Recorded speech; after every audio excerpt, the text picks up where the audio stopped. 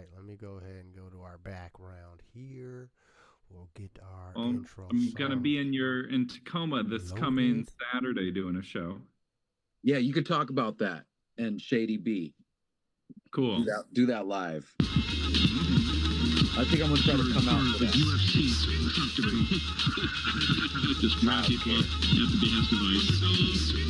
You see what the Eagles are doing? Talking about how we needed to remain in Jurassic Park.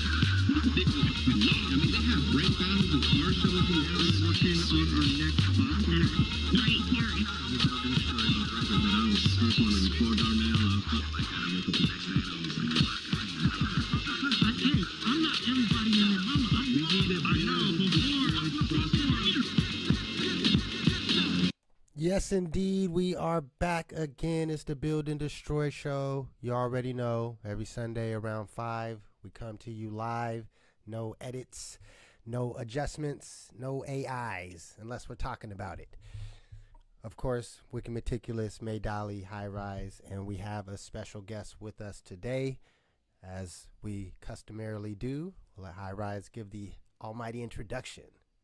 Ladies and gentlemen, we have with us today perhaps one of Olympia's greatest hip hop artists and community contributors.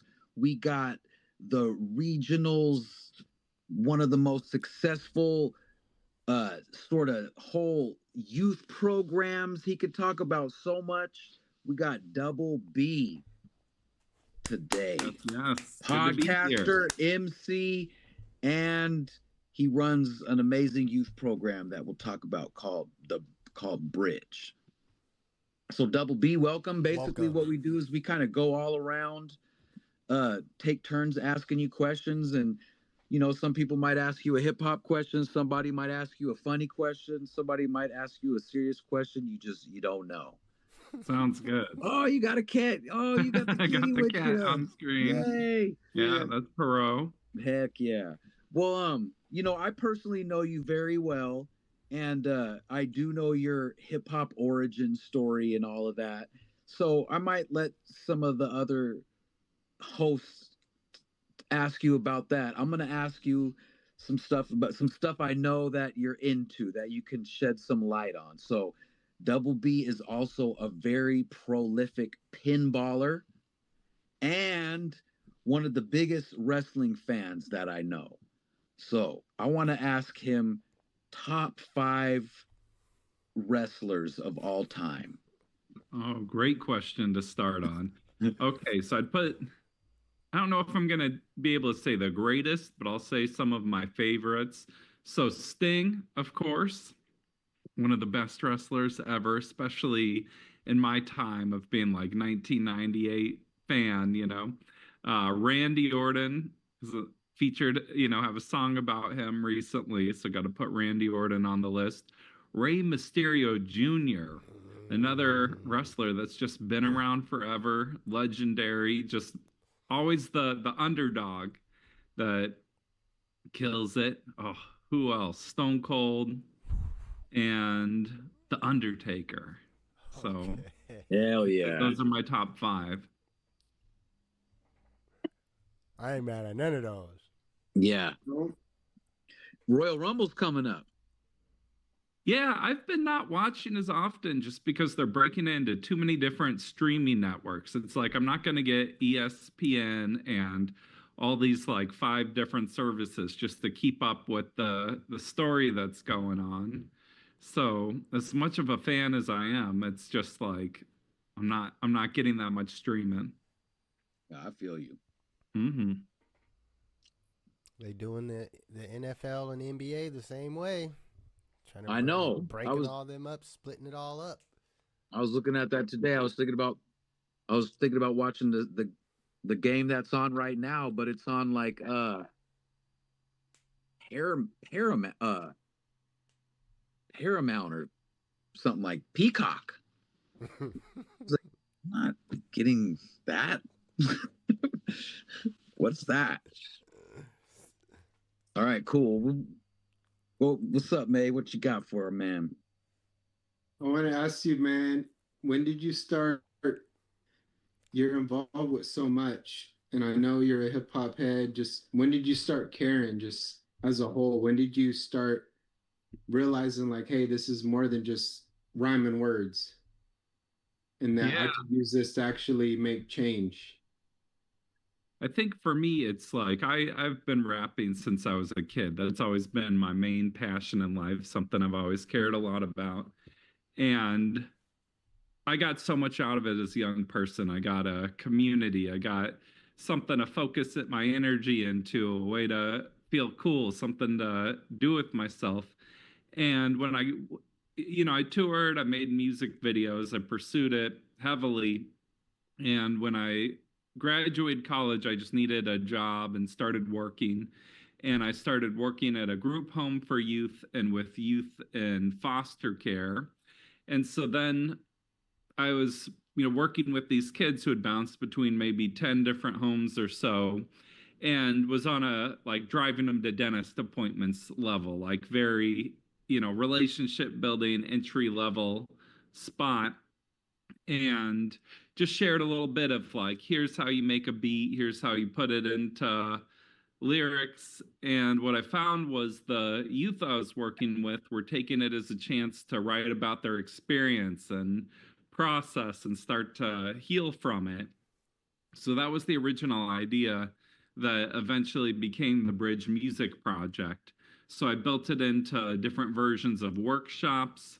And after a few years of doing that, it just made more sense for it to be an organization and be a project that a lot of youth can be a part of.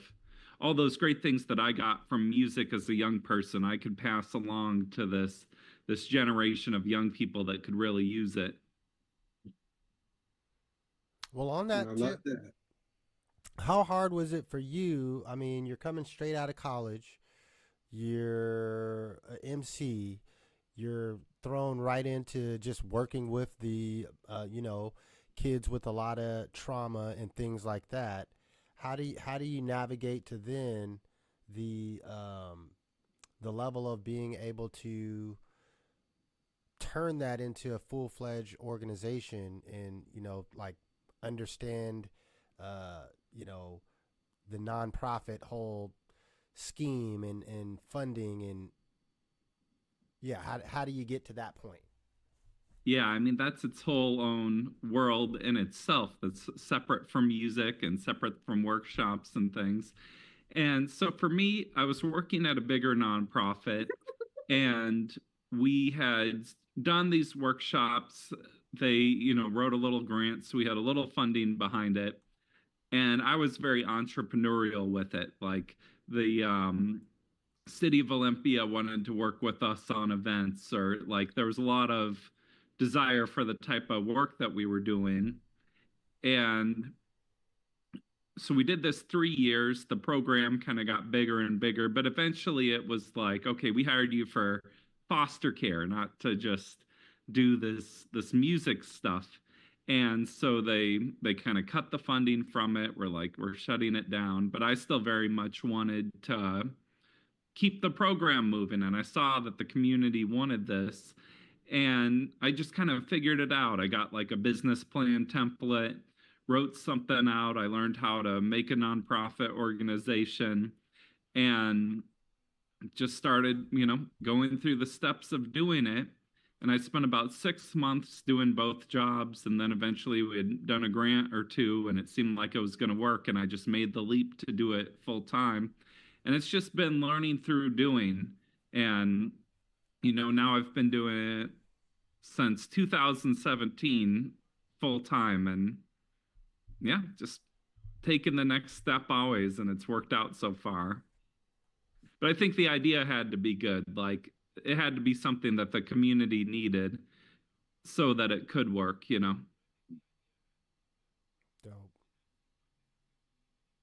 And I'm still learning too. Like we're a relatively small, mid-sized nonprofit, but the bigger we get, the more things there are to learn and challenges, or you learn through making mistakes and just keep progressing along. Hell yeah. Well, I urge everybody to Google the bridge, and I'll Yep, put the the Bridge link. Music Project. Yeah, the Bridge Music Project. I'll put the link in the comments down below in a little while, so it'll be up there for people. Um, but I was gonna ask you, I know that you love pinball, and at your release show, I could tell that a lot of your pinballer friends were there, and like I kind of get a sense that it's a community and a Mm-hmm. scene, and I love pinball. I mean, I love pinball, not like I'm a pinballer. It's just something that is fun. But you know, break that whole like scene down from Olympia to Tacoma, and what are the spots, and what are the people like? Why is it fun? And I know Wicked likes to do pinball too. So Mm-hmm. Yeah, well, I mean, if you're not super familiar with like what pinball is like today, it's like the games can go deep. The rule sets, the codes, like there's a lot more to it than just kind of batting the ball around, and you can nudge and build up your skills. And so I got into pinball a few years ago and realized there's this whole scene of people where you can compete in tournaments. Olympia has multiple tournaments going on a week at places like the Pig Bar or Legends downtown or Voss up the street from here. So you'll compete like head to head. Whoever gets the more points is the winner. You take turns. And so I just started being part of these tournaments, and there's just a whole crew of people that are into it. There's places in Tacoma, Triple Knock, um, others. And for the first time, my fiance and I were doing league. So it's like there's 8 teams, and we're all competing in these matches for a final championship. And so through that, I've just met a lot of cool people. Like, I think a big, it's like, how do you gather and get to know new people? And it's like, we're here under the common thing that we all like pinball. So it's all these people you probably never would have otherwise met. And everyone's just accepting and cool, particularly in Olympia. Other cities, it varies. But it's a cool, fun scene to be a part of, and I've made a lot of good friends from it, and it's a cool part of my life for sure. but before we move on, I just want one more question about that. Like, how is or is a pinball community different than like an online or like a console gaming group of friends or Well, something? I mean, it's probably similar in a lot of ways. I think the difference is you're hanging out in person. Right. So, it's like you can kick it and talk about pinball machines, or there's people that like collect them and just, but it's a similar idea. But I think the in person part of it is cool. It gets you out the house. Hell yeah. It's still got a bit of a got to gather up and do a brick and mortar Mm location thing, and forcing you to meet friends and bump hmm. Yeah. elbows and actually talk. Mm hmm. Definitely. Right on. Okay, cool. Sounds fun. Hey, I get Got to down come on the out. pinball. I haven't participated in one of the tournaments though, but the airport tavern is where I like to roll up in. There's always, even when they're not having a tournament, there's always a couple people in there playing like that are kind of, serious pinball people. So And they have a great collection of machines there. Yeah. Let us know next time you go, man. Well, Airport Tav, I can tell you about that in a little bit because that's going to be where my show is at. I'll be there Saturday. You see how I did that? Yeah, that's perfect. Yeah. So while we're on the topic, I'll tell y'all. So Saturday, the 24th of January, I'm going to be at the Airport Tavern. I'm going to be performing with my group. I got drummer, bassist, and DJ. And we're going to be opening up for Shady B's album release party that day in Tacoma. I hope to see all of you out there, and I hope to see the whole audience out there. It's going to be a good show. Yeah, Shady B is dope. I can attest to that, y'all listeners. Is she from Olympia or Tacoma? Oh, she's lived all around. She's lived in Yelm, Yeah. Lakewood, and so I think she's maybe Lakewood area right Well, now. she's like a graduate of of the bridge program, the bridge music, Yes. and so basically this was a child at one time and was in Bobby's program. I don't mean to speak to you, but I think it's cool that to show people where what this program has helped an individual, what they've Yeah. done. So you basically probably you didn't teach her how to be dope. She has super dope skills, but like Mm-hmm. she got in your program, you probably taught her structure, how to write a 16, how to do this and that and perform and how to book a show, how to make a flyer. You do everything, how to program a beat, how to from top to bottom, every single thing an independent artist would need to know from writing a song to promoting the final show to probably uploading music online, everything. And you've Yeah. taken this child through this program multiple years. Probably started out as a young high schooler and kept going, and now this is a young adult, and she's having a legitimate album release show at probably the best music venue in Tacoma, Washington. Mm-hmm. Yeah, I mean, I've known Chanel since she was maybe 14 years old, and she's always had like a natural talent. She's always been, but we've had a hand definitely of like encouraging her throughout the years and just seeing how much she's grown and just become this incredible artist herself now is just super dope. And it is cool to just be part of her journey along the years. And now this is her first official album drop, and it's sounding incredible. So it's going to be a great show. Is there smoke? Smoke produced it. There you Yeah. go. We've had him on. Laces, my drummer, is going to be drumming for her set. Um, it's going to Laces. be a great show. Hell yeah. Hell yeah. Well, I'll be All right. there. I can tell you that. Nice. Oh yeah. We're all right. We'll all roll. We're all carpool and have some fun and see you out there, man. Um, Real quick too, since you're talking about her and your show, um, I know you'll be performing some music off your latest album, which you should promote as well. So go for it. All right. So I recently, late November, dropped my album called Millennial Trash. Artist named Double B. You can find it on Spotify or streaming if you just do the at double B, like at symbol, double, the word spelled out, space B is in boy, at double B, Millennial Trash. And this is my first album that I dropped in several years. And it's just a lot of it's just about getting the party going. It's a feel good album. It's something that just kind of reflects where my life is at today. You make all this music as a young person, and it's like, well, what do I have to say now? And I felt like this album did a good job of just capturing this point in my life, what I'm all about, my energy. And I was thrilled how it turned out. Smoke produced it, and we got a live show. Like I was saying, the band just gives a little extra oomph. It's going to be coming out on vinyl in a few months, so I'm just thrilled about the whole project. Hell yeah.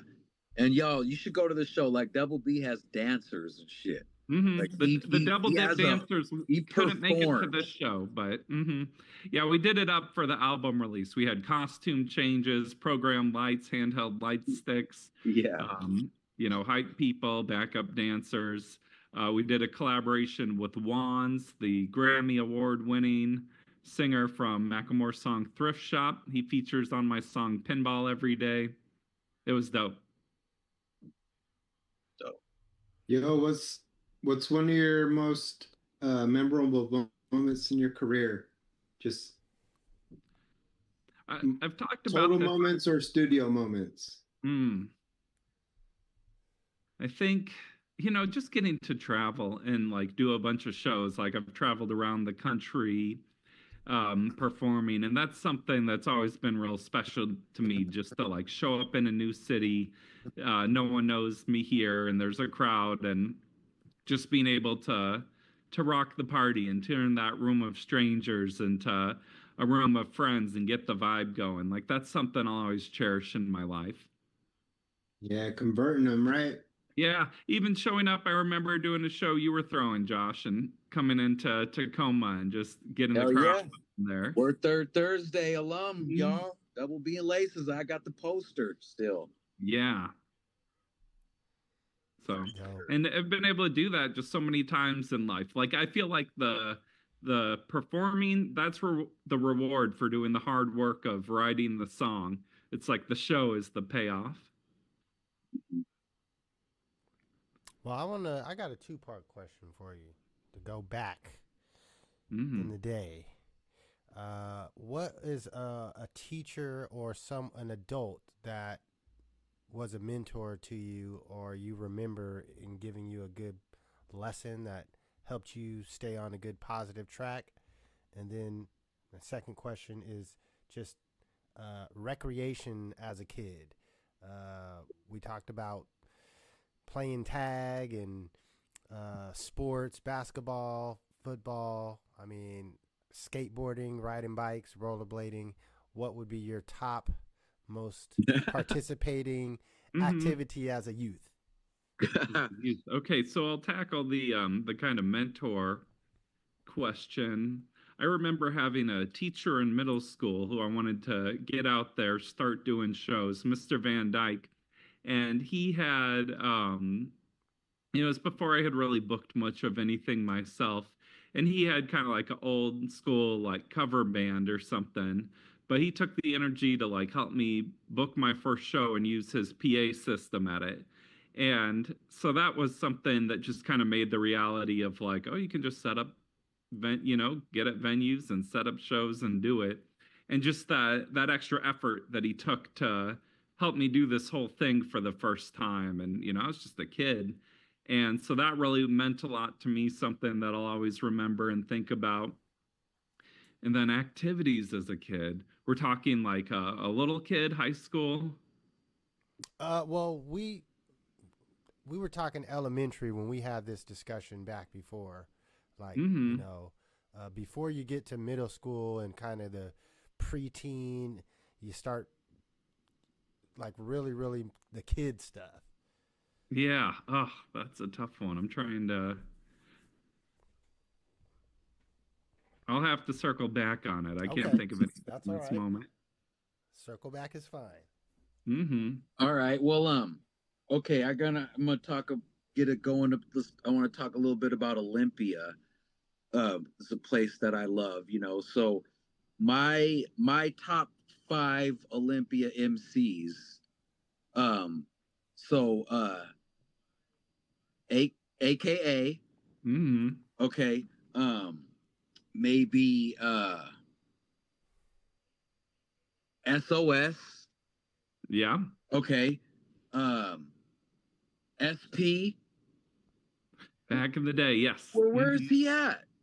Wait, we're talking XP or SP? SP. With the S. Who used to plan the shows out there, the We Out Here showcase? Yeah, I haven't seen him in a while. I felt like he moved to Arizona or something. He seemed like he was back for a minute. I'm not sure. Okay.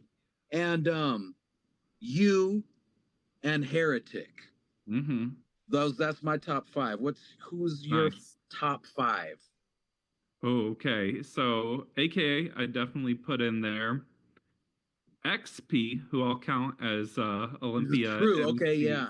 Yeah, good. Always Yeah. doing his thing. For sure. Yeah, I forget he's Olympia because he's just so He's so cool. worldwide now. Yeah.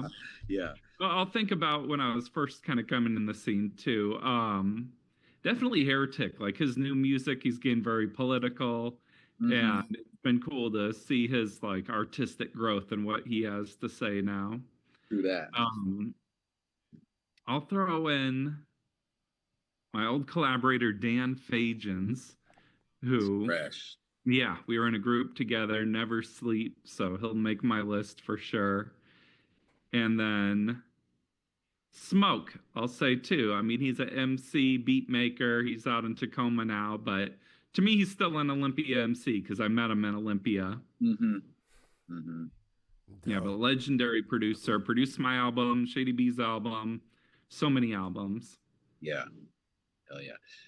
Well, just what do you think makes Olympia like such a great place for local music and small shows and just such a sustainable music community that seems to really focus on the music and the art and the live performance, and it just seems like profit and all that stuff is secondary, and that there's just always incubators and small spaces for people to do intimate shows, and that really lacks in Tacoma. Not that Tacoma doesn't have a scene, it just has a different scene, but Mm-hmm. you know what what makes Olympia like that? Is it evergreen? Is it the other music that's going on there? Is it the indie rock influence?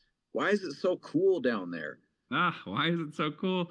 I mean, I think there's such a music history of Olympia, of like all the kind of bands back in the 90s or 80s or whatever. So that's definitely probably a piece of it, the history. I think Olympia just likes being a creative, artistic place. Like there's attitude or an energy of support. Like I think about the Bridge Music Project, and could I do that? I'm from South Bend, Indiana, and could I have done that in Indiana? Maybe, maybe not. I think the community here supports creativity, cares about it. It is cool how accessible it is too, of like small venues where it's maybe, you pack 40 people in it and it's a packed house, and those little venues are just so important for like getting reps in as a performer. So I'm glad those still exist. I think it's harder and harder to have a small venue these days, Mm-hmm. but it's a community that just embraces creativity, and that's something real special about it. Yeah. Hell yeah. Mm-hmm. All right, yo, Double B, if you got to talk to your child self, what would you tell your child self? Oh, good question. Around like 9 or 10, like that age. Mm-hmm. I think I just reassure myself like life's gonna work out fine. I can think about just times where like I was a very anxious kid, anxious teenager, anxious person in my 20s, and I feel like just now, like in my 30s, I'm kind of getting in a place where things feel like level and stable and positive. And so if I could just give myself that message that like it's gonna work out fine. Don't stress so much. Yeah. And what venue is your favorite in Olympia? I know there's so many, but where do you like to cool out? Hmm. I mean, I really love Wild Child. I did my album release party there. And what I like about that venue is it's big enough. Like it's getting something going, but if you get 100 people, it's a pretty packed house. And so it's a venue where it's like the quality is high and it's still accessible. You don't have to sell out like 500 seats or something for it. So that would definitely be the like venue wise, one of my favorite spots for sure. Well, I see you got the Seahawks colors on. Yeah. Are you a Seahawks fan? And after moving to this area, did you automatically adopt the region sports, or did you grow up on other teams? I grew up and I was not much of a football fan at all. Like we had Notre Dame and things, but when I moved out here, it was like a good year for Seahawks. All my coworkers were all about Seahawks. And so I just started watching, and I was still just learning the rules of like how football worked that first year. But it was the year they went to the Super Bowl. And I've just kind of been a fan since that. And yeah, great year to still be a fan. Yesterday's game, that was nuts. That was Yeah, it awesome. was so fun. Hmm. Yeah, I was I celebrating. rewatched that. I rewatched that first play, like right when I Mhm. woke up today. I was like, I want to watch that guy run it back again. Yeah, that was a great way to start. It was like, oh, Yeah. it's on. Yeah. Well, we got we good for time. We got another round. Yeah. Um, Sure. I was gonna ask. Like Seattle's obviously growing and embracing for growth and more people moving there, and Tacoma is like that happens to Tacoma too, and you just see bigger buildings and high rises being built and sprawl happening and all of the surrounding communities getting bigger too. And is Olympia supposed to get bigger exponentially, or is it kind of is what it is, or what do It's getting bigger. Like they're building more apartments downtown, so the they city's are? definitely growing like everywhere else. It's housing is expensive like it is everywhere else. So, I mean, that's one of the toughest parts with more people coming in. Is just it's more and more expensive just to live somewhere. So Olympia's not immune from that. That's definitely happening here too. Yeah. What May? What part of town are you in? And Double B, are you guys neighbors? No, I'm out. I'm considered semi-rural. I'm out at Steamboat Island. Mm-hmm. I'm at Carline Beach. It's wild how in Olympia it's like, oh, just Olympia. That'll be just 7 minutes or something. It's like 30 Yeah. minutes away and it's still Olympia. Yeah. So right, no, if I had a boat, I could get to downtown Olympia quicker on a boat than I could with a vehicle, Mm. Crazy. which a lot of people do. Though there's a dock down there by a Bayview grocery store. And yeah, I know a lot of people in my neighborhood that, they'll go by boat and then they'll dock at Bayview or they'll dock at Anthony's and they'll grocery shop or eat dinner and then they'll ride back home that way. The life they lead. That sounds awesome. Yeah, like I out here you learn that the waters are the old highways. So yeah, a lot of waterways out here, they lead you to where you need to get. Whether it's Olympia or Tacoma Narrows Bridge or Hartstein, we live on the old waterways, the old highways. There you go. It's wild how in the water here too, like you'll see like jellyfish or there's like just all these animals are like these are just animals out here. Yeah, we have the inlets, right? So Mm-hmm. those inlets create things that don't exist in other places of the world. We have the gooey ducks out here. Yeah, I was just about to say, you gooey ducks. Yeah. Last summer, spring, I was at a friend's place and we saw whales, like full on orcas in the distance. And it was like, wow, that was special. When's the next time that something like the beat battle can happen again? Something like that, where we're down there at the beach, it's a clear, beautiful day, and we just hear hip hop bumping through the big speakers. Do you think that'll ever happen again? Oh yeah, I mean we're teaming up with Pride Festival this summer to do our dance battle, which is we've been doing that for this will be the 11th year of the street dance tournament. So all styles. We're doing that. We'll have we do outdoor shows once in a while. Yeah. I'll let us know. I'll let them know. Mm-hmm. Yeah, because I've been out down there to a few. You do that festival a lot. You get that stage at that. What's the festival downtown there? Is it just an art walk month, or is it Procession of the Species Day, or? Yeah, there's a handful of times where there's like festivals going on outside, or Love Oli Fest, or the Arts Walks coming up, and we'll be real active then. Cool. Come down and fuck with you for sure. Mm-hmm. Yeah, we started throwing outdoor shows as this was in early days of Bridge. We had the Artesian Well Park, which was just kind of a little open concrete space downtown, and that's when we started the dance battles and the shows and the beat battles. Yeah, those are fun. It's all procession is what I'm learning. I'm starting to like that word a lot more, where even us, right, we're supposed to be migrating down there to Cali and stuff like that. And I've been telling people this is all procession. what Yeah. we're doing. Well, Cali seems like they're coming here too, or they're buying up all our real estate. Yeah. Yeah, we're kind of rubbing off on each other right now. Definitely.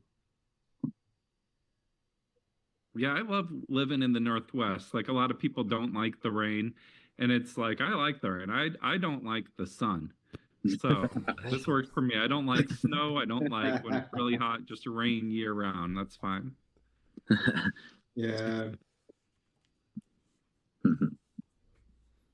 What's you told us about the Wild Child as a good venue. What's a good spot for after we have a show at the Wild Child to go eat food? Yeah, to give Go eat good food. I was gonna ask top 5 spots to Right. eat. I was gonna ask that too. Yeah. So I mean, there's so many different good places. There Oh, it is. now I'm on the spot here. So, and everywhere keeps changing too. R.I.P. the Reef. That was my go-to spot where they had a great back bar restaurant. They closed? They did. They just That's can't kind of- stay open. It's like I've seen 3 incarnations of the Reef, and it's always the best, and it always closes. Yeah.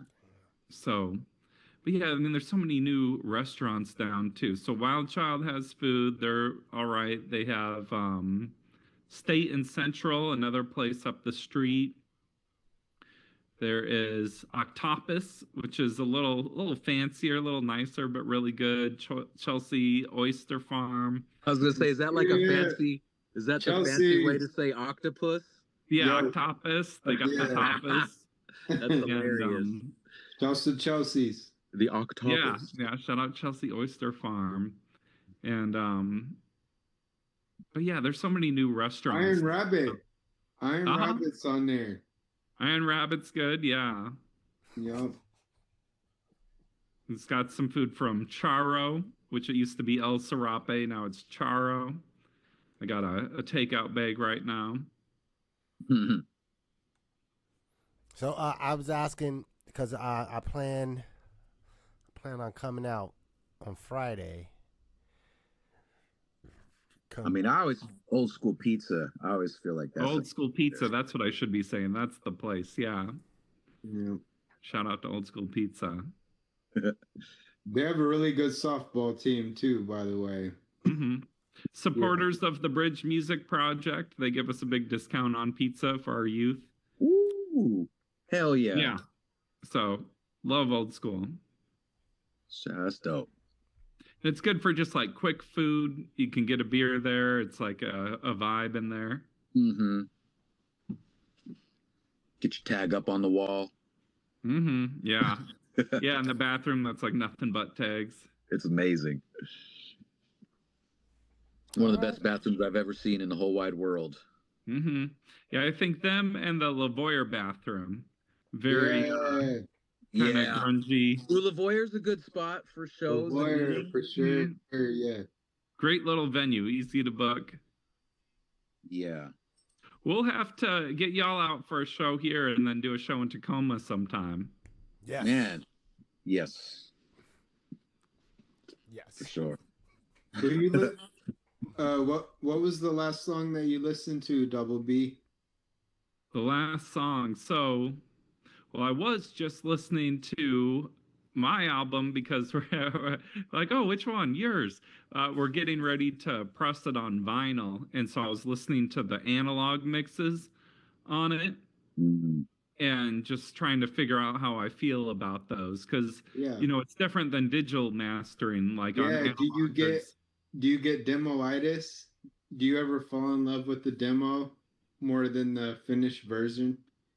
Sometimes. I feel like this time around, like I was able to switch over, but definitely sometimes get real fixed on the demo. But with this, I'm just trying to figure out, like, okay, vinyl, it's not going to be exactly like the digital master because, you know, it's just vinyl is different. But it's like, it's just weird little things like, oh, I hear the tambourine a little different in this mix. How do I feel about that? And just trying to like nitpick it, but then it's like, how much do I know about vinyl mastering? Not much. So is it good? Who's doing all that? So I just saw some kind of cheaper like vinyl production thing on Facebook. And so it's just some small vinyl shop that I'm working with. Yeah, Waxy Poodle. Is it in New York? No, it's somewhere. Okay. But yeah, it's like just some kind of deal I found. Cool. Well, that'll be cool, man. Yeah, it's a whole different process mastering for vinyl though. Like even some things like the high frequencies, they'd prefer you have the high frequencies on earlier songs on the side of the vinyl because I guess those take up more space or something. So if it's on like one of the inside songs, it's tougher for them to master or something. Oh, It's a wow. whole different world of mastering music. Wow. Yeah. So actual physical space plays a part in it still about choices and placement.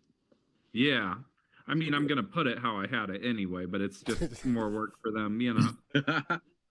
Right. Or like 42 minutes versus 33 minutes, like just the, you know, the less sound, the more thick you can make the sound. Yeah, shouts to these companies that are popping up that are lowering the minimum order amount. So that was the thing for a while, is a lot of these factories, you needed to press at least 500 or 1,000. Yeah. Now they're getting down to where if you just need 10, they could press 10. Or if you need 30, they could press 30. Yeah, I'm doing 100 copies, and then once that's done, it's done. So that's get dope. your copies today. That's dope. Well, I know you're also another thing you do is, you know, you're a podcaster, and we're all parents on here, and I'm sure lots of the listeners are. So I've listened to your podcast before, and it's a really good spot to learn some positive, like, you know, just habits for parents to get into, and anybody in families, really, any member of a family.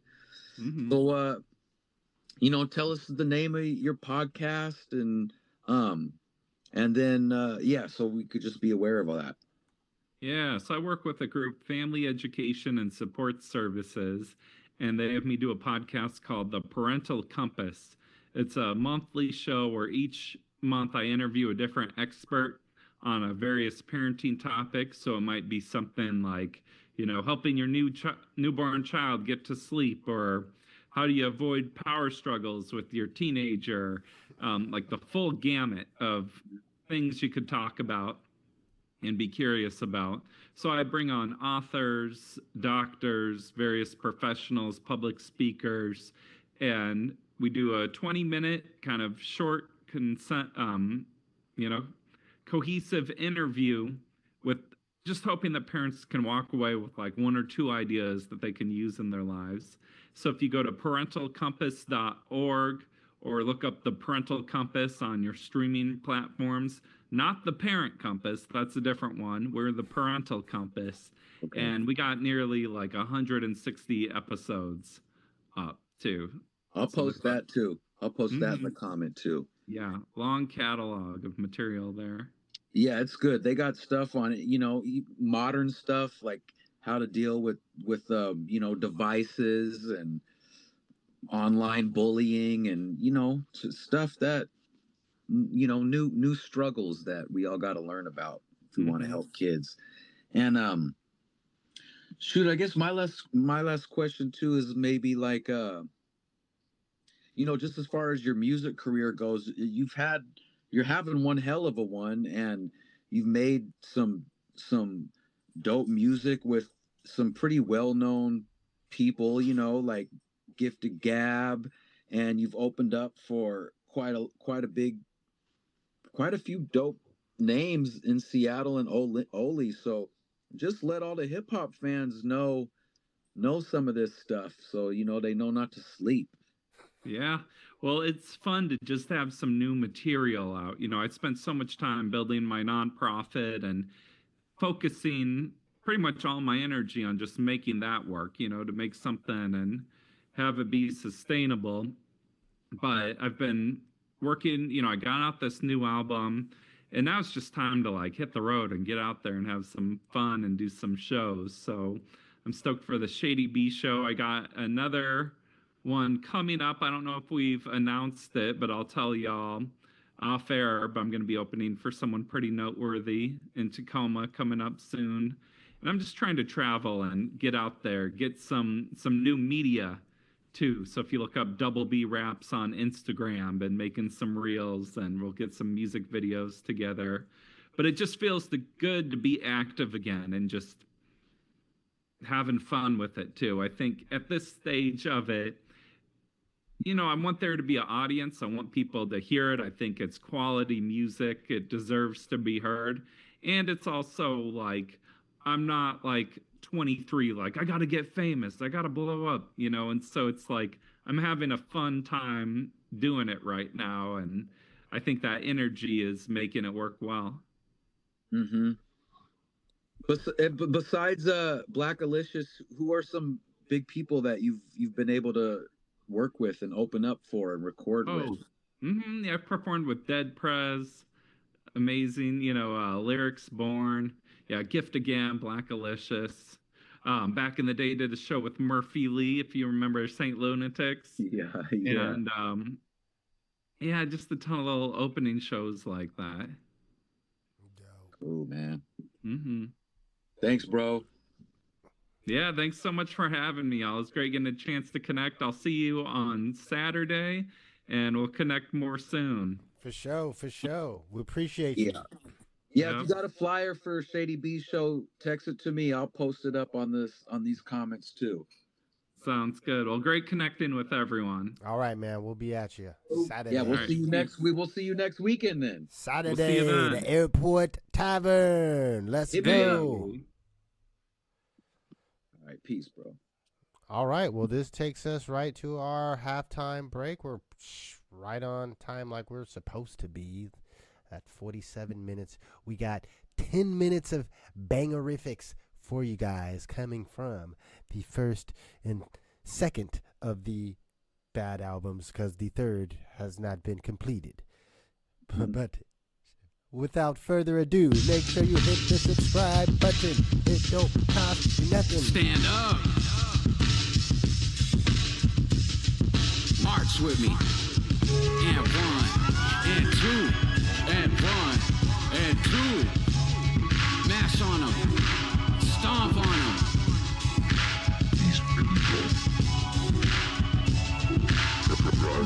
Yeah, this that put on your boots, put on your backpack, lace them shit. I got you. In the longhouse, put a whale oil on the fire. I'm as heavy as a unit followed by 21 ciphers. The all I see is all I see. Much love to Sawa DZ. I'm icicle with spit on the riddle. Never stuck in the middle like a pickle. Y'all as soft as baby tickle. I drop a jewel, I drop a pearl. Like there are only 1,810 billionaires in the whole damn world. Real heads are jocking cause they knocking. Robbing from the rich, give it to the hood for problem solving. Hot damn, he spit a parallelogram. Heavy as a pair of elephants plotted in the sand. I thought you talk that talk, we walk that walk. I am Merriam-Webster with this molecular conjecture. I thought you knew though, this is studio judo. You talk the talk and we walk the walk. You talk the talk and we walk the walk. You talk the talk and we walk the walk. And we walk the walk, how we build and destroy. You talk the talk and we walk the walk. You talk the talk and we walk the walk. You talk the talk and we walk the walk. And we walk the walk, how we build and destroy. We stomp out fires and start new ones. The system we in is a decrepit building. Evacuate all adults and children. Destroy the foundation, then get the building. Labyrinth basement, pyramid the ceiling. Bomb shelter laced with nuclear shielding. Pantry packed tight, last 20 years minimum. Temporary shelter while plans come to fruition. As the political pendulum swings from likable black man to an aim of the soul. That's bring your A game front cover, a centerfold. Take aim in the scope. Maintain your energy. The racist war was never ended, so erase the enemy back into the pendulum. Shotgun, rifle, pencil, a knife move. All fights end in blood throughout history. You talk the talk and we walk the walk. You talk the talk and we walk the walk. You talk talk the talk and we walk the walk and we walk the walk. How we build and destroy. You talk the talk and we walk the walk. You talk the talk and we walk the walk. You talk the talk and we walk the walk and we walk the walk. How we build and destroy. Look, non-believers distorted by deceivers. BAD state of emergency called FEMA. Beat odds like I did Tina. Tacoma are arenas, rock spots like cheetahs. People feel less like indica or sativa. Beautiful family affair, all these features. Haters dumbfounded, downright stupid. We stay well-rounded, circle of movements. Food for soul, sweet potato cool with no circus or lay. But we do this with cool flips. Cool J with the toothpick. Give haters the pool stick. HIV mixed with Ebola. A1 too sick. Hit him with truthness. Jews when we spit. Blow it up like crack. In fact, we talk dope shit. Last life I was a pharaoh. Now I'm Janelle Green in Thug Apparel. Beat and bomber till you broken arrow. You talk the talk and we walk the walk. You talk the talk and we walk the walk. You talk the talk and we walk the walk and we walk the walk. How we build and destroy. You talk the talk and we walk the walk. You talk the talk and we walk the walk. You talk the talk and we walk the walk and we walk the walk. How we build and destroy. These people. Drug addicts. These people. Drug addicts.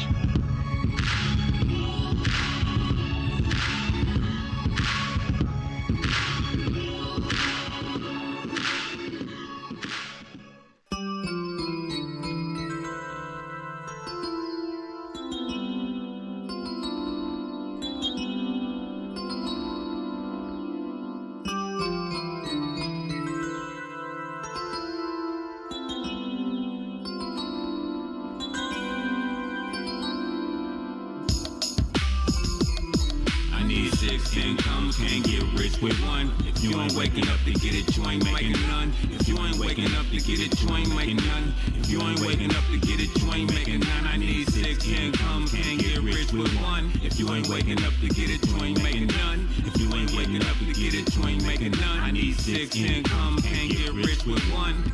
On my woo, cash rules everything around me. Money over bitches box, said that's MOB. I'm still trying to make $1 out of 15 cents. It's hard to be legit and stack monumental dead presidents. Mount Rushmore cash flow. I take some green, buy some packs of green, turn that green into more green. Now I'm a green machine, hooking on these jugs. You won't like me when I'm angry. Beast mode in this concrete jungle. Not a nail, not I can stop top or burst my bubble, rubble. Can burglar flow. I got these happy meals. Thank you, drive through. It's time to roll, it's time to go, it's time to hit the dough, it's time to let them know it's still. Fuck the popo, I'm going movie low, go for that de narrow. Scratch skrilla way too narrow. 6 inch comes in 2020. 6 income can't get rich with one. If you ain't waking up to get it, you ain't making none. If you ain't waking up to get it, you ain't making none. If you ain't waking up to get it, you ain't making none. I need 6 income, can't get rich with one. If you ain't waking up to get it, you ain't making none. If you ain't waking up to get it, you ain't making none. I need 6 income, can't get rich with one. 9 to 5 with the 401k shit. Still stack aluminum cans in the basement. Be patient, wait till the price rise. Catch the motherfuckers in at the right time. It's basic. Buy low, sell high, accumulate paper. Bank statement showing interest. Facebook ads build interest for your business. Services artistic, craftsmanship exquisite. Blasphemous to those that act religious. Bad in this bitch. Pay homage and pennies. We ain't mad at that. If you buy a ski mask and a new album, plastic wrap for 20. But that was 2019. Now it's to 2020, so 25 please. And Gracias plus posthumous projects released like Tupacalypse. When it drop, reach into your pocket. I need 6 income, can't get rich with one. If you ain't waking up to get it, you ain't making none. If you ain't waking up to get it, you ain't making none. If you ain't waking up to get it, you ain't making none. I need 6 income, can't get rich with one. If you ain't waking up to get it, you ain't making none. If you ain't waking up to get it, you ain't making none. I need 6 income, can't get rich with one. I need 6 income, can't get rich with one. If you ain't waking up to get it, you ain't making none. If you ain't waking up to get it, you ain't making none. If you ain't waking up to get it, you ain't making none. I need 6 income, can't get rich with one. If you ain't waking up to get it, you ain't making none. If you ain't waking up to get it, you ain't making none. I need 6 income, can't get rich with one.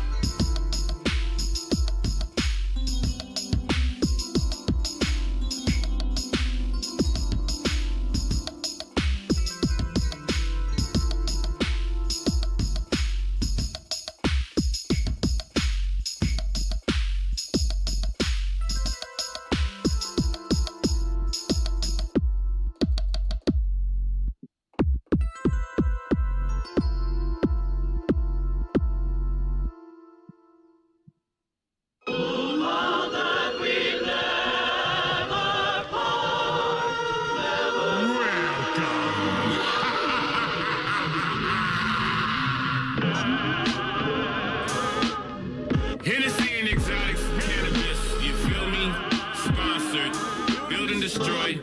We make noise. All praises due we to God. We made it through cause we beat the odds. All praises due we to God. All praises due we to God.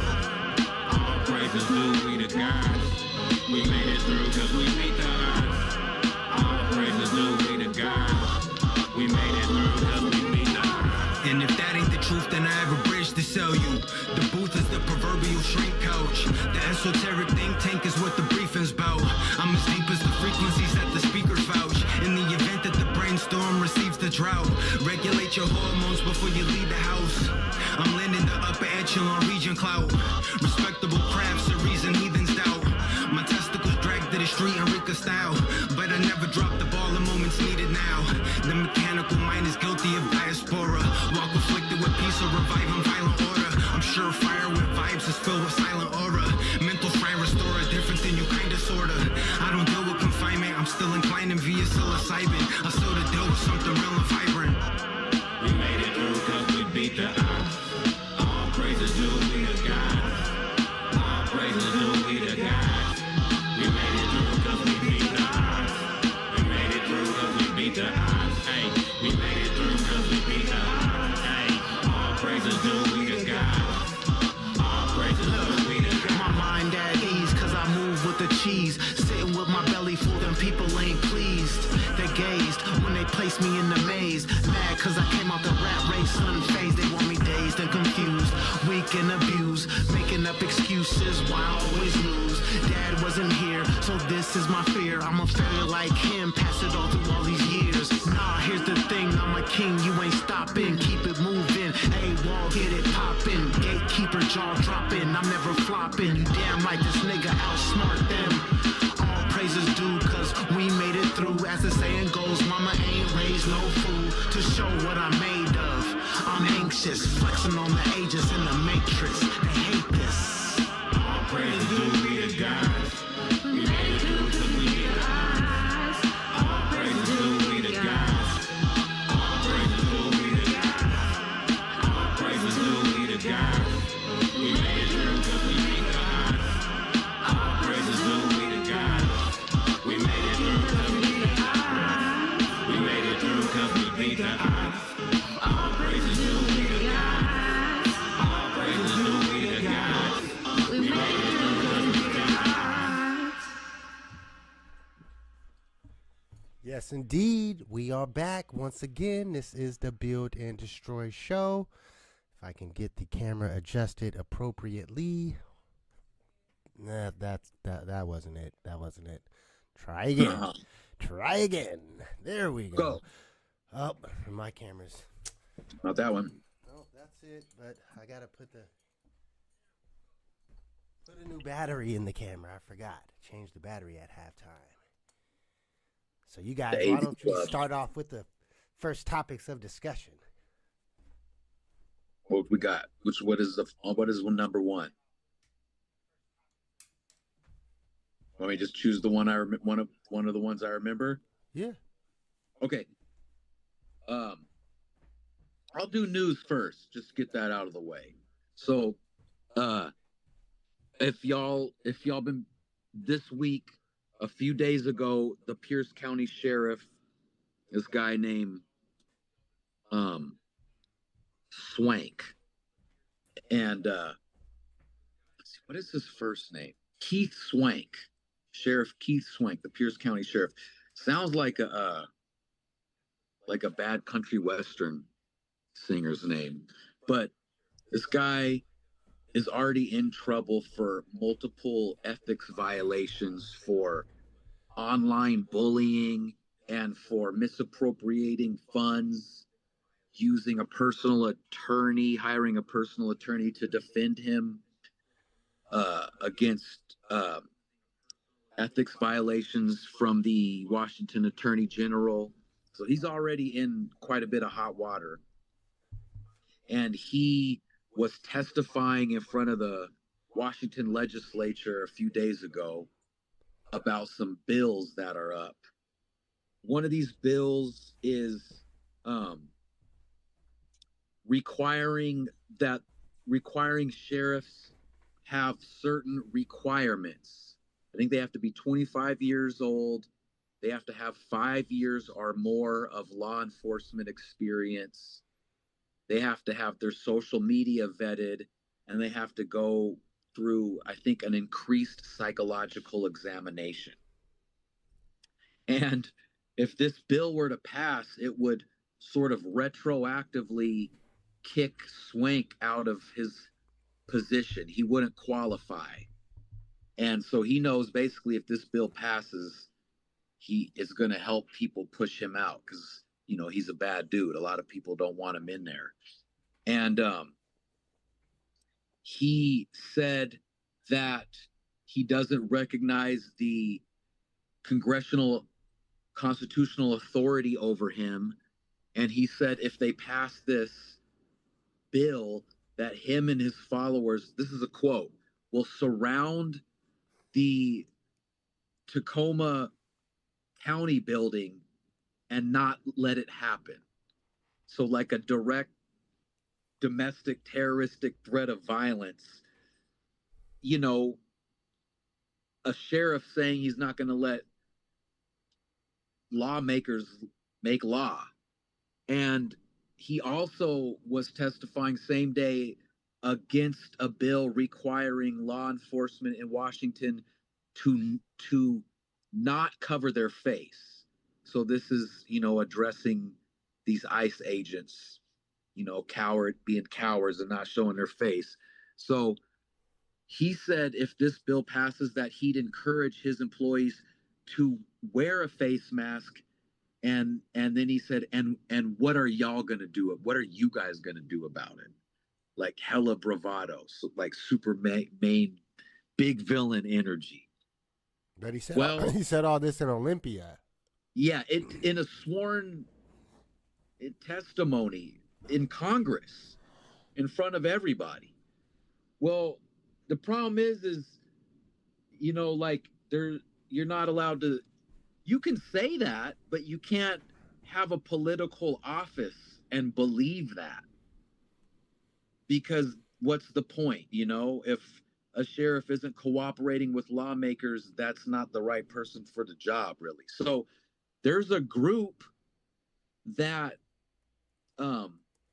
does certify law enforcement officers in Washington. And it consists of the other sheriffs, all the other sheriffs, and sort of the lead FBI officers in the local offices, and the top police chiefs and the top officers. And they heard what he said and decided to open up an investigation and they're deciding right now if they are going to revoke his law license, and that would remove him from office too. Wait, I think so he even do you pissed guys want off. to hear it? Yeah, hell yeah. I think I can play it. Yeah, I do urge y'all to watch it if you can't pull it up, because it's a trip. He's a big ass baby.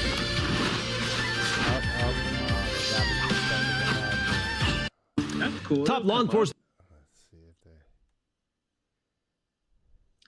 So yeah, hopefully this will be enough to get him removed. You know, he is an elected official, so sooner or later he'll have an election. It's damn shameful that enough people in Pierce County voted for him, though. All right, let me see. I'm gonna try this. So this is in front of the governor. This is in front of Yasmin Trudeau, Lori Jenkins, everybody.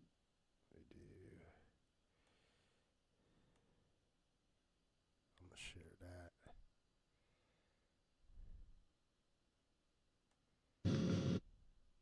And when you try to remove me from office, thousands of Pierce County residents will surround the county city building in downtown Tacoma and will not allow that to happen. This is the moment during a hearing. I thought I got more than that. Yeah, that's basically the thing that's the worst thing he said. So he sounds like a little ass kid. He really had his paper though and was reading this from the paper. Like he had this written out. Like just trying to be tough and not really thinking about what you're saying and who you're saying it to. It would be funny after all of the stuff that he did, all of the violations he did, if he really just loses his job because he talked too much shit to the wrong people at the wrong time at the wrong place. Yeah, That's we call wild. that caucasity. Mm. Yeah. It's the white audacity, right? Okay. Yeah, caucasity. He's suffering from that for damn He sure. is. You tripping. So there'll definitely be some updates on that. I'll keep us posted, but that was my local news for the week. And I think the other thing we had on was our favorite. This is a tough one.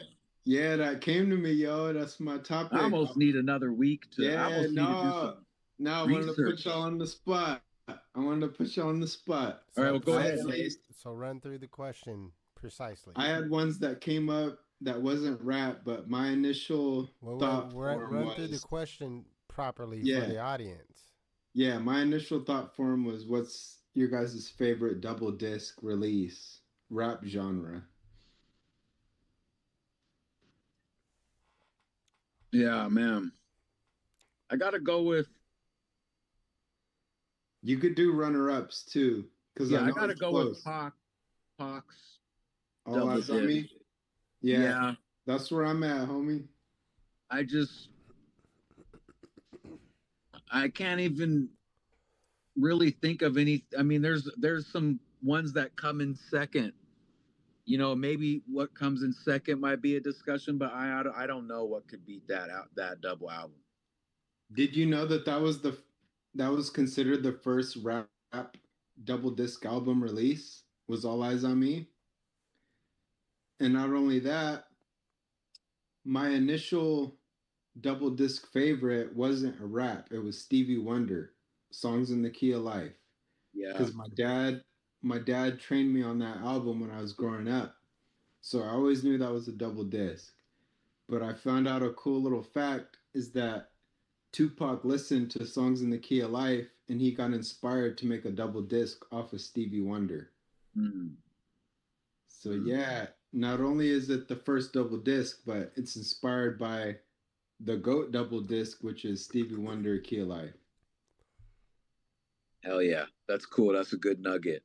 No, I feel the same way as you, Rise. All Eyes on Me. I had runners up, of course, but All Eyes on Me is the one. My runners up was the Bone Thugs one, and then it didn't count because it was a collection of songs, but Gangstar's Full Clip. True. Yeah, that Full Clip CD, the original, just the first part, just the first album to me is like a dope. That's a top hip hop album for me, and then all the rest. But it was a collection, right? So I know it's hard for me to count that one, but I would say Bone and Biggie's album are number 2 for me. Yeah, I agree. What about you, Wicket? I mean, I can't possibly leave out Speaker Box and Love Below. I know it's up there. Good one. And definitely Element of Surprise gotta be. I mean, that to me, if we're talking about just straight hip hop, the E40 joint. Yeah, if we're talking about straight hip hop. My honorable mention was the Killer Priest, the Walter Reed joint. I should have had it. But go ahead, Wicket. I was just gonna say I should have had it prepared, but no, that double disc, the Element of Surprise, got heat. Yo, Scarface had an ill one. I can't remember. I think. Are you looking stuff up, Wicked? No. I was just going off top of my head on E40. Like I don't want to look it up on my phone because I'm doing the call on my phone, but I think Scarface had one that I would put at number 3, if I'm remembering right. If Scarface had a double disc. Dude, Wu-Tang did too. Does that intimidate an artist, or does that intimidate fans when you see a double disc? Does that kind of give you anxiety as far as like, hey, that's a lot of content to get through. It does for me, yeah, as a listener. I mean, I just like I give myself it's like I'd give a hard swallow, like, all right, shit, I'm gonna be listening to this for at least 2 days. So you got to commit to it. You got to get through it. Yeah, I don't trust these internet sources at this point.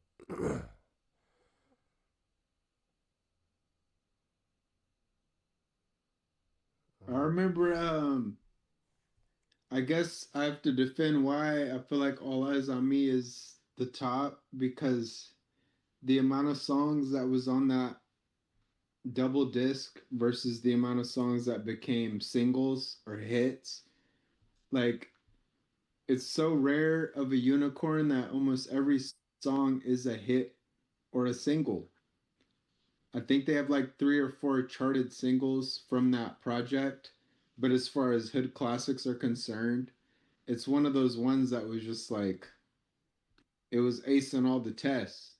Mm-hmm. I remember when I was like 10 years old and I knew, it's something about being young and knowing, like, I just know that this is great. Yeah. Even if I don't understand it all, something is telling me that this is pivotal in music. And then you listen with your older ears and you realize, like, yeah, my intuition was correct. This these songs were captured in a time and space that won't ever happen again. And we're just glad that Tupac had they call it being mercurial, right? Being able to express yourself quick. And I love him for being able to get it out quick and fast, because he captured the moment and the momentum and the energy of the time, where a lot of people stew and they might miss the moment, but he was so good at capturing lightning in a bottle. Yeah. And that's what All Eyes on Me is. It's lightning in a bottle. It's so rare it probably won't happen again.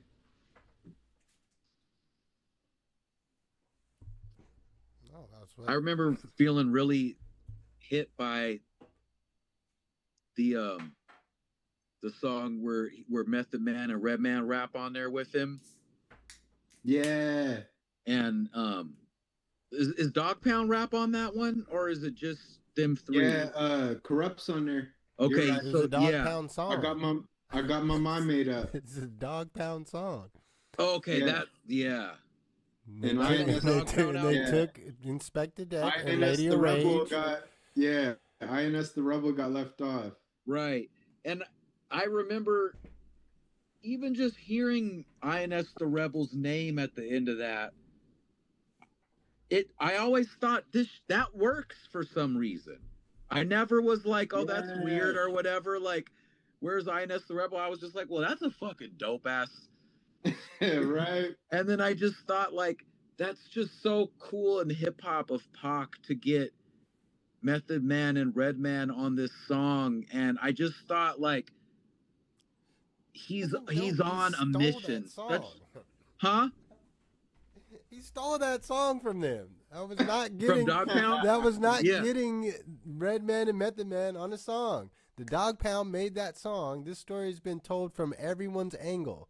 Corrupt, Daz, Method Man, even Inspector Deck has told the story. They took me, like, I came out there with Method Man and Redman to make the song. Daz brought us out there to make the song for Dog Pound. When the shit comes out, I'm not on it. But Pac was on it? He Yeah. had access when he got out of jail from Right. Suge Knight Yeah, they just let to him just take everyone's song. I think that's cool though. Still, even though he stole it, to me that's just like Pac being like, "This is the most hip hop shit. I gotta get this. I'm at beef with like East Coast people, but I got this. I'm gonna get on this song with these Wu-Tang cats and Redman who was just such a lyrical OG from the East Coast. And I don't know. I feel, and I bet Dog Pound was, like, go ahead, steal it. Yeah, like let's do this shit. Like, get this out here. This is important. No, that's why you can hear INS's ad libs in. That was something that Daz did in protest. That was really all he could do. That they wouldn't notice. Yeah. Yeah. The only way to leave INS in. And shouts to Corrupt. While we're at it, Dog True. Pound with Corrupt. Shouts to Corrupt. I heard he's dealing with some things right now in the hospital. He's healing from some things. Shouts to him. Absolute legend, one of my favorite rappers of all time. I I do want to say that he's AWOL's #1 rapper. He's his GOAT. Yeah. But Corrupt is in my GOAT list as well.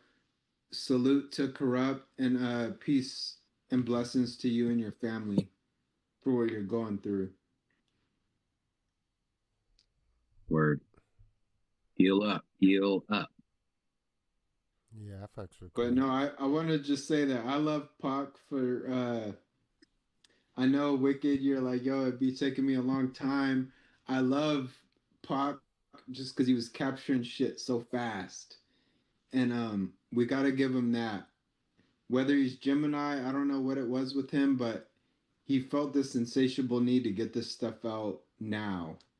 And there was no time to waste.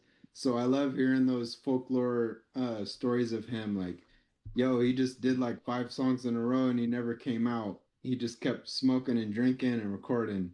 I want to employ that kind of workload into my regimen, because to me that's what it's about. Like, when you got the energy and the chi built up to do this, then you don't get tired. And I Yeah, feel he like was on a mission. yeah, I feel like Pac- he knew he had limited time. yeah, he knew how to utilize his chi force in the most effective way, and I do commend him for that.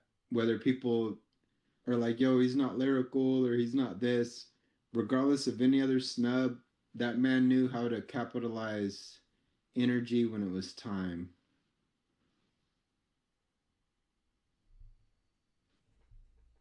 Yeah, I love Tupac. I'm just not gonna praise him for like creating and crafting that song. Like, yeah, if I got a chance to just go and pick out the best songs in amongst the Death Row catalog, I would do it. But that doesn't make me. That just means I got my verse added to inserted in different songs. And yeah, it should be popping. Yeah. Do you guys Clips is the only ones that I've heard that they say, hey, when it's time to make an album, if we need 12 songs, we make 12 songs and that's it. They don't do the whole Quincy Jones thing. And that's what's popular in the industry, is the Quincy Jones style. So you record 100 songs, 500 songs, and then you pick the best 10 or 12. Pusha and his brother Malice, they're more deliberate. They're like, no, what we create is what's going to be on the album, and there's no scraps. That's what I do.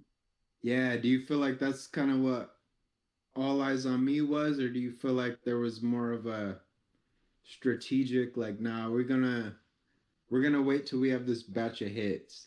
Or do you think all that shit just came one after another, like boom, boom, boom? We're just fulfilling a contractual agreement. No, that's where you get them stolen songs from. Yeah, I think with All Eyes on Me, yeah, like how Wicked said, he was recording, he was just massively recording, and he also had access to everything that Death Row had access to. Yeah, so a bit of both. Yeah. And I think he was recording a lot, but I also think he was able to just pick and choose.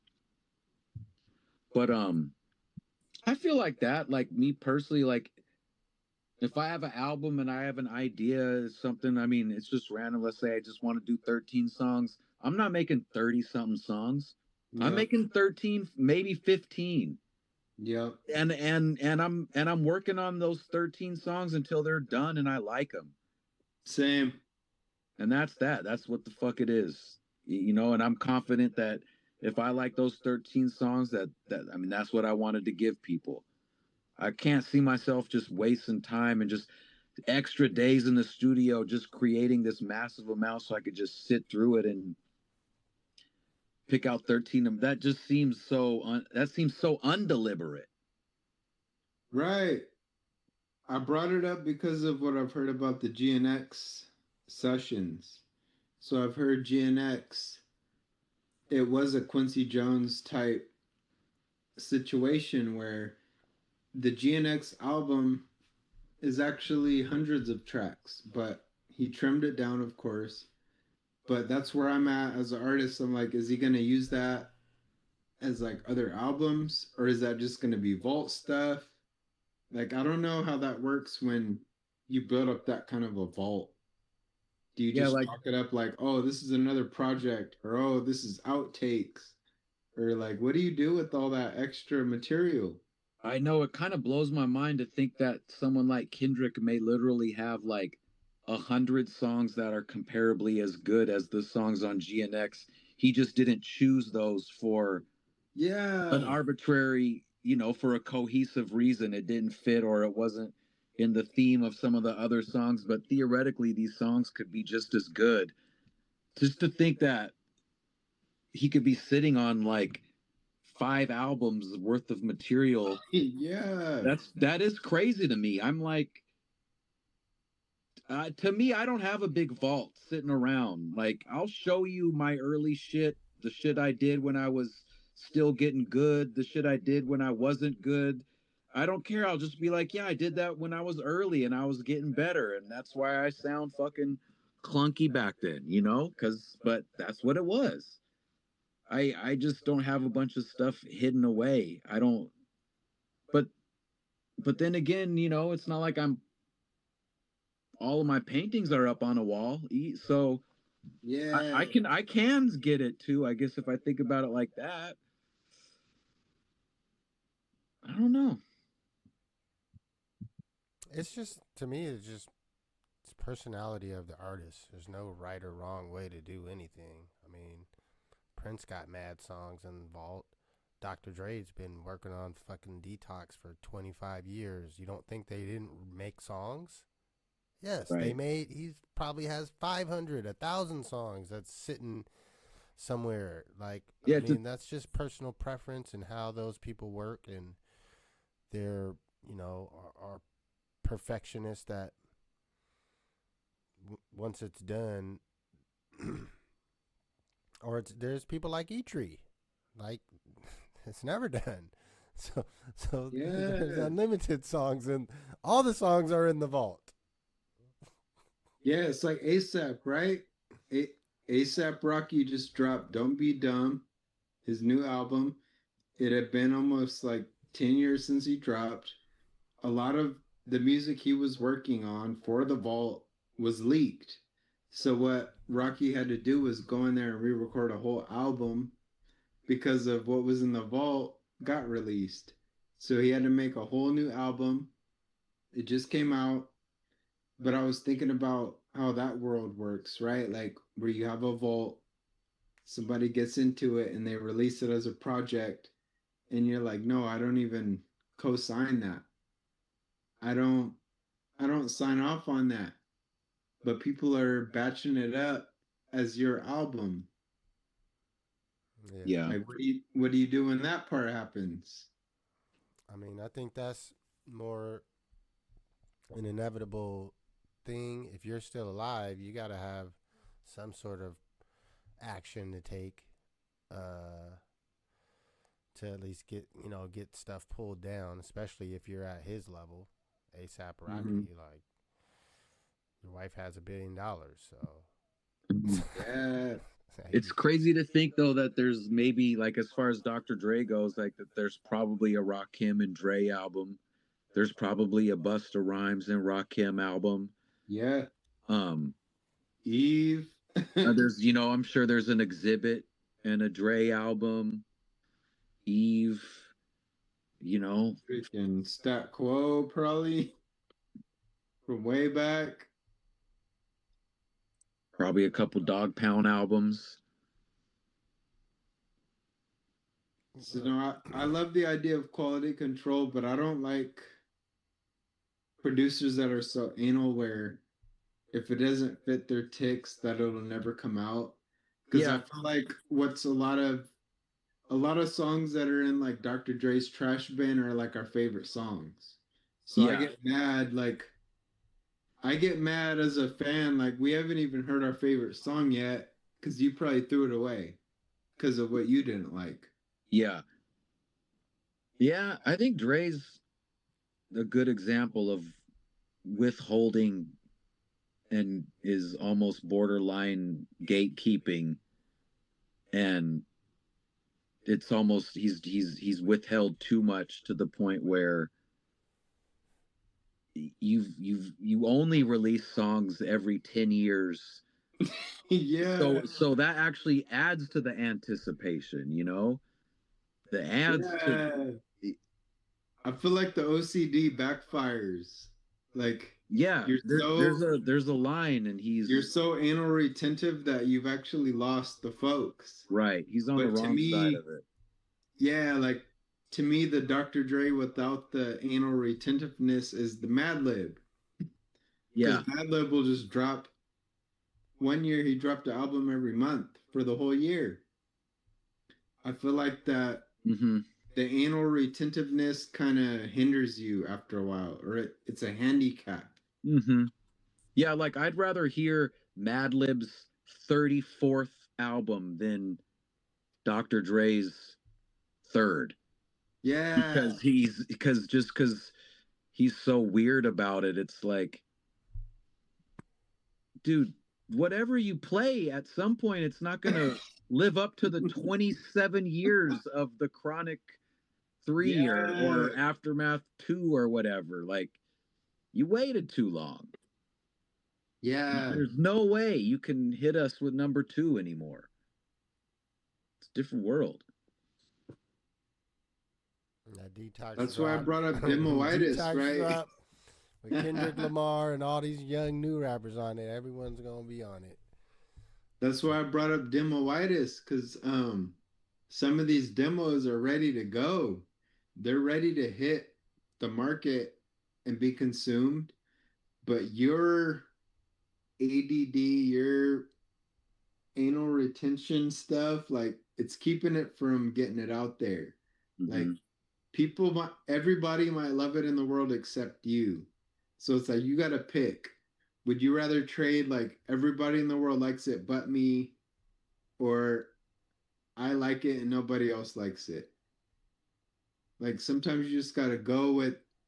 I feel like Tupac is that way. He's really mercurial, where he just went with the flow state. And even in that movie, the biopic that they shot with him, that was a specific scene in that movie where he was like, nah, I want to keep it dirty or like muddy. I want them to keep it this certain way. So it shows that he had a deliberate hand in how the music sounded. He wanted to get it out in a certain fashion. And he understood, like, if I mess around with it too much, the magic's gone. So I applaud him for riding the wave, because I think that's a good way to put it. These moments come and go fast, and you could almost wait too long and then it's gone. And you can overproduce something and add too much sheen on it to where it looks funny. So,